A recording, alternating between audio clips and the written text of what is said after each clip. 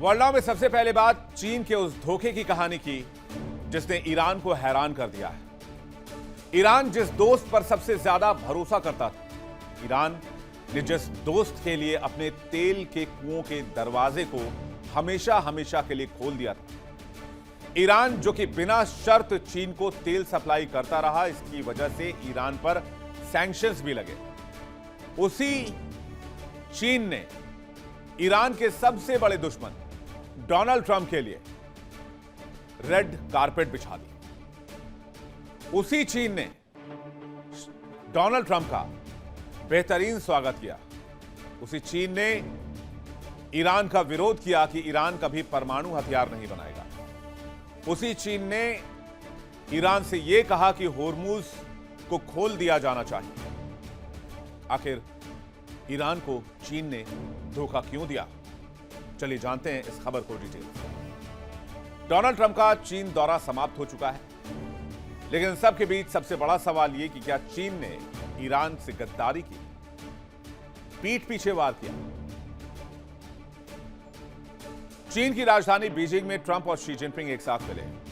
दो महाशक्तियों के राष्ट्रपति डोनाल्ड ट्रंप और शी जिनपिंग एक दूसरे के आमने सामने बैठकर चाय की चुस्कियों पर बातचीत करते नजर आए। लेकिन यह मुलाकात कहीं ना कहीं तेहरान के दिल की धड़कनें बढ़ा रही थी, तेहरान को परेशान कर रही थी, ईरान को चिंतित कर रही थी। ट्रंप और शी जिनपिंग की इस ऐतिहासिक बैठक के बाद व्हाइट हाउस ने बयान जारी किया। जॉइंट प्रेस कॉन्फ्रेंस में दोनों देश इस बात पर सहमत हैं कि होर्मुज, जिसे ईरान ने लगभग बंद कर दिया है, उसे दुनिया की ऊर्जा की मुक्त आपूर्ति के लिए खुला रहना चाहिए।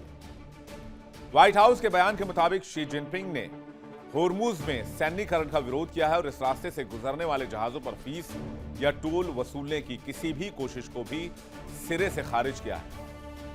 इसके साथ ही उन्होंने भविष्य में होर्मुज पर निर्भरता कम करने के लिए अमेरिका से ज्यादा तेल खरीदने पर भी रुचि जताई।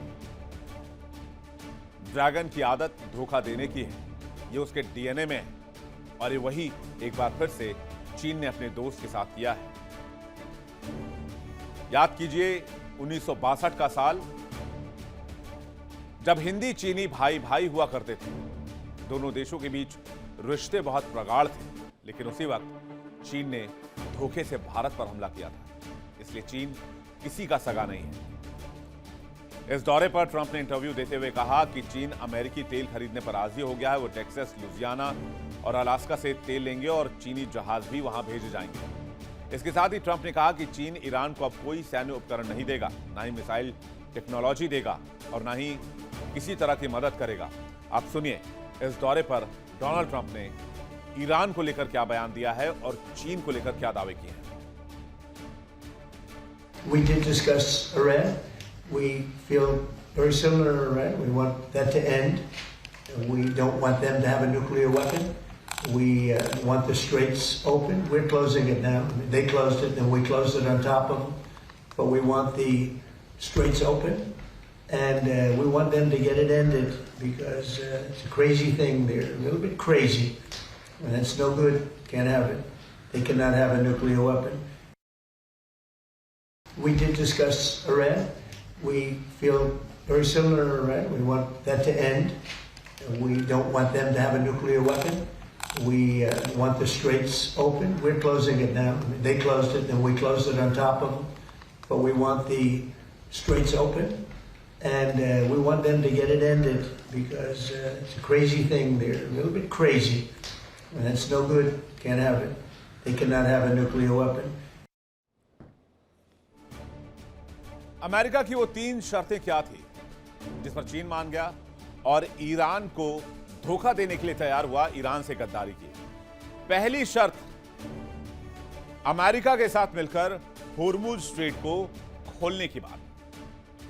दूसरी शर्त, होर्मुज में टोल सिस्टम बंद करने की बात। और तीसरी, ईरानी तेल की जगह अमेरिकी तेल खरीदने की बात।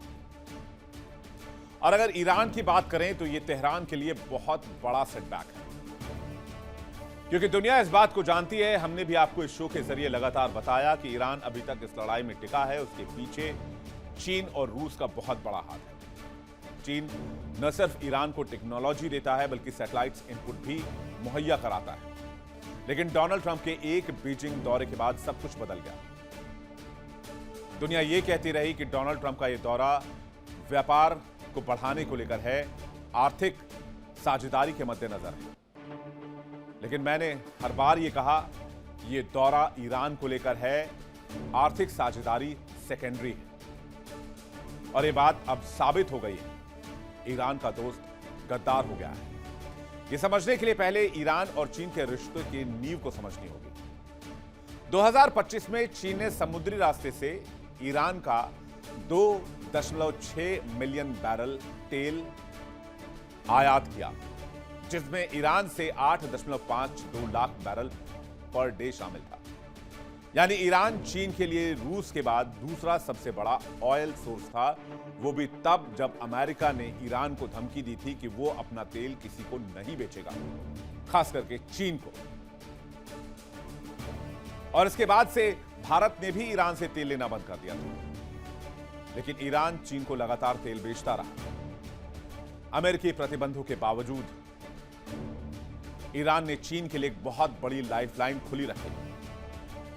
और ऐसा नहीं है ईरान मजबूरी में तेल बेच रहा था। ईरान ने चीन को दोस्ती की वजह से तेल की कीमतों में भारी रियायत दी, बहुत बड़ा डिस्काउंट दिया और निर्बाध तेल की सप्लाई जारी रखी। सरल भाषा में कहें तो चीन की अर्थव्यवस्था ईरानी तेल के ऊपर टिकी हुई थी और मजबूत भी हो रही थी। लेकिन जिस तरह से चीन ने ईरान को धोखा दिया, अमेरिका ईरान जंग के दरमियान, उससे तेहरान में खलबली मची हुई है। अमेरिकी हाउस सिलेक्ट कमेटी के मुताबिक 2026 की शुरुआत तक चीन ने लगभग 1.2 बिलियन बैरल यानी कि 109 दिन के नियमित आयात के बराबर हर दिन तेल खरीदा था। प्रतिबंधित तेल बेहद सस्ते दाम पर स्टॉक किया, यानी चीन के पास पहले से ही बहुत बड़ा बफर स्टॉक है।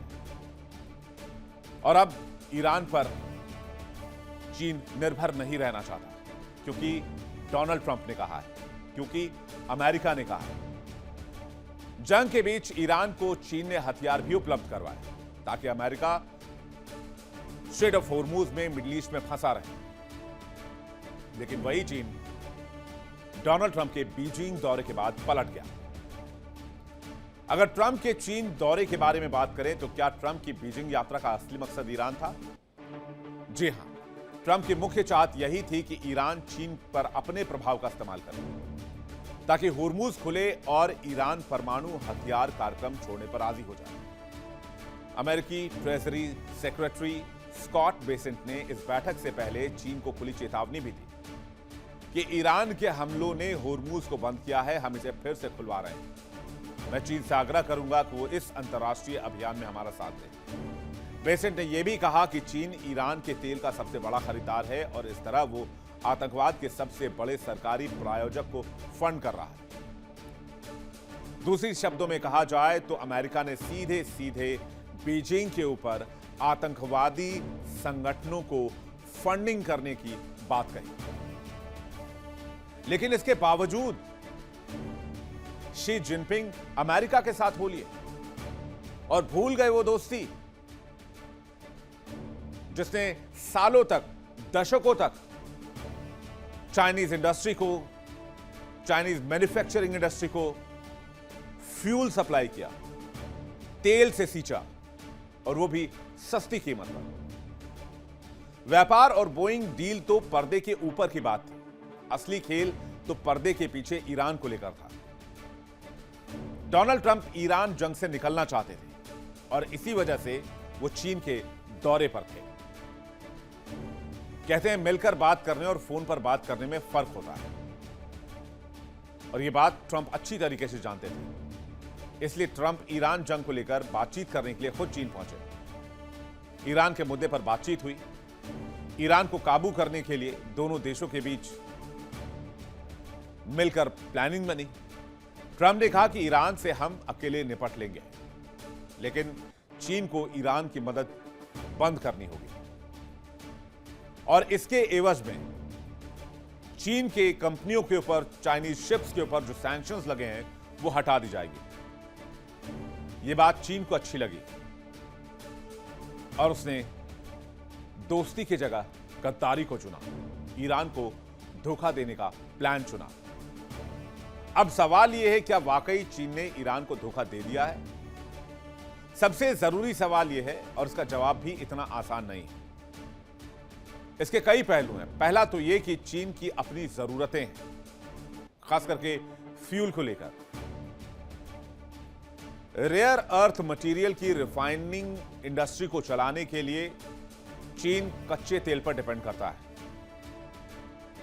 और इसी कच्चे तेल का आधा वो होर्मुज के रास्ते खरीदता है।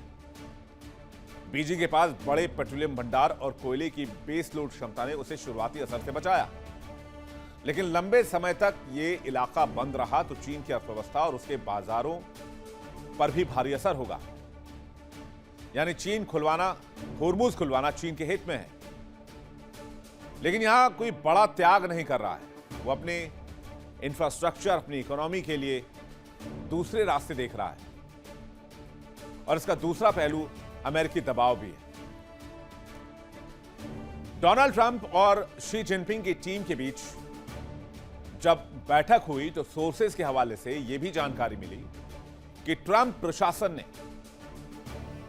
ईरान को यह भरोसा दिया कि आपको तेल की कमी नहीं होने दी जाएगी, आपको ईरान से अच्छा तेल मिलेगा और ट्रंप प्रशासन इस बात को सुनिश्चित करेगा कि जितना तेल आप ईरान से लेते थे, जिस रेट पर लेते थे, उस रेट पर आपको ऑयल की जो सप्लाई है वो निर्बाध जारी रहे। और इसी वजह से सालों पुरानी दोस्ती को कुर्बान करने के लिए तैयार हो गए शी जिनपिंग। इसके अलावा ट्रंप प्रशासन ने ईरान और वेनेजुएला दोनों में हस्तक्षेप करके चीन की सस्ते तेल की व्यवस्था को मोड़ने की कोशिश की। जाहिर सी बात है, अमेरिका नेवल ब्लॉकेड लगाने के लगभग 1.5 महीने के बाद बीजिंग पहुंचा तो बीजिंग के ऊपर प्रेशर था, चीन के ऊपर दबाव बनाया गया था। उधर शी जिनपिंग ने ट्रंप को बताया कि चीन ईरान से तेल खरीदता रहेगा, लेकिन साथ ही उन्होंने यह भी मान लिया कि ईरान को होर्मुज का सैन्यीकरण नहीं करना चाहिए, ना ही टोल वसूलना चाहिए और अपने परमाणु कार्यक्रम को फौरन रोकना चाहिए। ईरान परमाणु हथियार नहीं बना सकता है। यह लाइन बीजिंग की लाइन से अलग है जो 1 महीने पहले आई थी, जब बीजिंग ने यह कहा था कि ईरान का परमाणु कार्यक्रम उसका अधिकार है। लेकिन जब डोनाल्ड ट्रंप बीजिंग के दौरे पर पहुंचे तो चीन की भाषा बदल गई और अब चीन और अमेरिका मिलकर ईरान पर प्रेशर डाल रहे हैं। चलिए आपको बताते हैं कि चीन ने ईरान को किन किन मुद्दों पर धोखा दिया है। पहला धोखा, होर्मुज पर ईरानी दावे को सिरे से खारिज कर दिया और ईरान होर्मुज को ब्रह्मास्त्र की तरह इस्तेमाल करता है। ईरान को सैन्य उपकरण न देने का वायदा किया है। इसके अलावा होर्मुज के मामले पर अब चीन ईरान के साथ खड़ा है। जब ईरान का सबसे बड़ा हितैषी यह कह दे कि रास्ता खुला रहना चाहिए तो ईरान की मूलभाव की ताकत खत्म हो जाती है। इसके अलावा ट्रंप ने साफ वादा किया, ट्रंप के सामने चीन ने, कि वो ईरान को अब सैन्य उपकरण नहीं देगा। यह तेहरान के लिए लड़ाई के बीच में एक बहुत बड़ा सेटबैक है। जब वो अमेरिका, इजराइल जैसी ताकतों से लड़ रहा है, उसे हथियार और तकनीक की जरूरत है। अगर चीन इस रास्ते को बंद करता है तो ईरान कमजोर होगा और मिडिल ईस्ट में खलबली बढ़ेगी। तीसरा धोखा, अमेरिकी तेल खरीदने की तैयारी। यह सबसे बड़ा सेटबैक है ईरान के लिए। अगर चीन ईरानी तेल की जगह अमेरिकी तेल खरीदता है तो ईरान का सबसे बड़ा राजस्व का सोर्स बर्बाद हो जाएगा, क्योंकि चीन ईरान को सिर्फ पैसे नहीं देता है, चीन ईरान में बहुत बड़े पैमाने पर निवेश भी करता है। चौथा धोखा, ईरान के परमाणु कार्यक्रम पर दोनों देशों में सहमति। ट्रंप और शी दोनों इस बात पर सहमत हुए कि ईरान को परमाणु हथियार नहीं बनाने देंगे। यह चीन के पुराने रुख से अलग है, जैसा कि मैंने आपको बताया। पहले चीन इस मुद्दे पर ईरान के साथ खड़ा था। जाहिर सी बात है, यह ईरान और चीन की दोस्ती में एक तनाव पैदा करेगा और यहां एक जरूरी सावधानी बरतनी होगी। चीनी सरकार के अपने बयानों में ईरान का जिक्र नहीं था। सारे खुलासे व्हाइट हाउस के बयान और ट्रंप के इंटरव्यू से सामने आए। तो क्या डोनाल्ड ट्रंप झूठ बोल रहे हैं या वाकई दोनों देशों में डील हो गई है जिसमें चीन ने ईरान के साथ गद्दारी की है? चीन यह दिखाने की कोशिश कर रहा है कि हम ईरान के खिलाफ नहीं है, लेकिन शांति के पक्ष में है।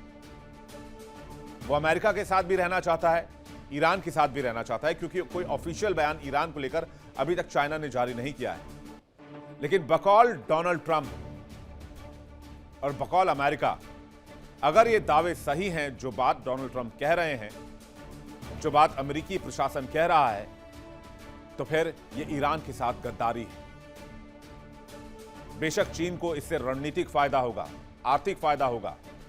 चीन बहुत सोच समझकर खेल रहा है, लेकिन दोस्ती में दगाबाजी चीन की फितरत है, यह बात साफ हो गई है।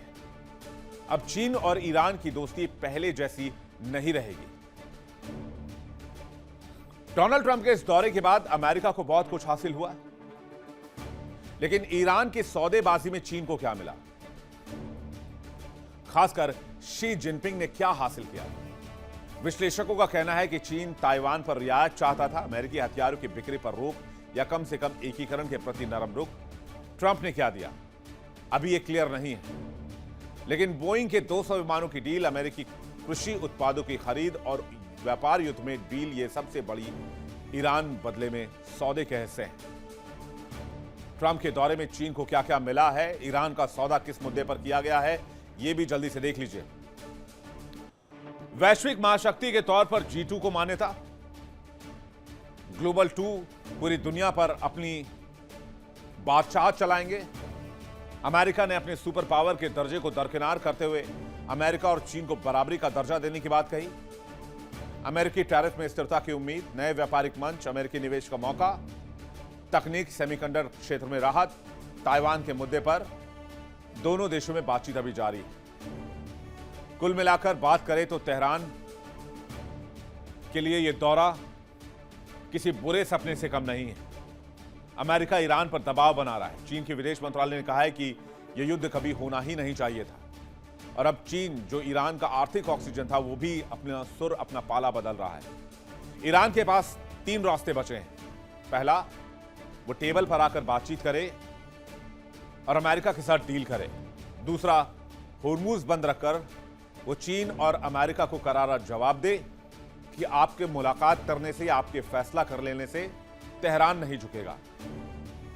और तीसरा, रूस की तरफ और अलाइन हो, जिससे रूस खुद, लेकिन अगर रूस को देखे तो वो खुद यूक्रेन की लड़ाई से निकलना चाहता है। बीजिंग की यह मुलाकात एक दगाबाजी है, एक गद्दारी है, जो दोस्ती की कहानी में दरार डालती है। यह बात सही है कि कूटनीतिक मामलों में कोई स्थायी दोस्त, स्थायी दुश्मन नहीं होता है, सिर्फ हित स्थायी होते हैं। लेकिन कई बार रिश्तों को मद्देनजर रखते हुए उन्हें तरजीह देनी पड़ती है।